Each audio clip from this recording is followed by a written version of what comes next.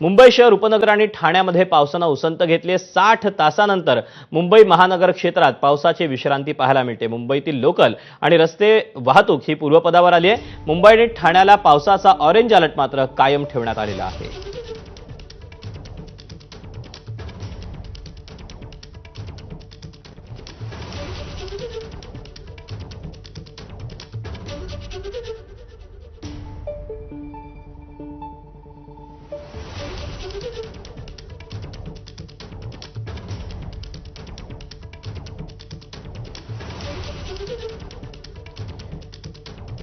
आपल्या याबद्दलचे अपडेट अधिकचे देतोय वेदांत देव आपल्यासोबत आहे। वेदांत, काल दुपारी 3 ची परिस्थिती आणि आज दुपारी 3 ची परिस्थिती, काय नेमका फरक पाहायला मिळतोय?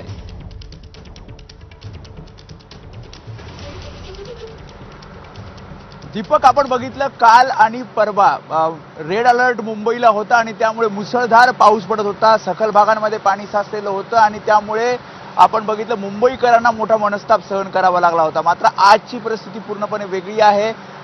लोकल सेवा असतील किंवा मग रस्ते वाहतूक असेल ते पूर्णपणे पूर्वपदावर आलेले आपल्याला पाहायला मिळत आहेत। शिवाय सध्या जर आपण बघितलं तर ढगाळ वातावरण पूर्णपणे आपल्याला पाहायला मिळतंय, मात्र पाऊस पूर्णपणे थांबलेला आहे।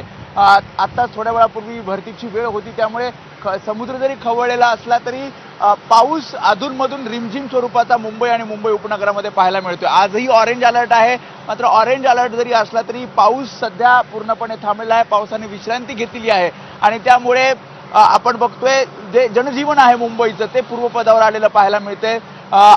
आज सर्व शाळा सुद्धा सुरू ठेवण्यात आलेल्या आहेत। तर आपण MMR रिजनचा जर विचार केला तर MMR रिजनमध्ये जरी ऑरेंज अलर्ट असला, म्हणजे ठाणे असेल, कल्याण डोंबिवली असेल, तिथे जरी शाळांना सुट्टी असली तरी तिथे सुद्धा पावसाने विश्रांती घेतलेली आहे आणि साधारणपणे असंच वातावरण, ढगाळ वातावरण आपल्याला पाहायला मिळते।